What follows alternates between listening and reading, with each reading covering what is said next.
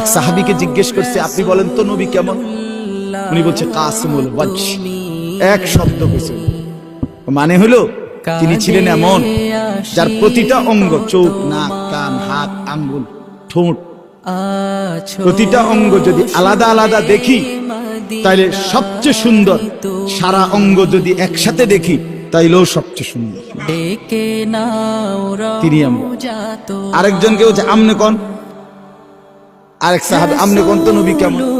উনি বলতেছে আমি কইতাম না, তিনি ছিলেন এমন ওয়াসিমুল ওয়াজহ, তিনি ছিলেন এমন যাকে একবার দেখলে আবার দেখতে মন চায়, দ্বিতীয়বার দেখলে প্রথমবারের চাইতে আরো সুন্দর মনে হয়, যত তারে দেখি তত আরো সুন্দর লাগে। তিনি রাসূলুল্লাহ সাল্লাল্লাহু আলাইহি ওয়াসাল্লাম। আহা মুসলমান, কাকে ছেড়ে দিলাম?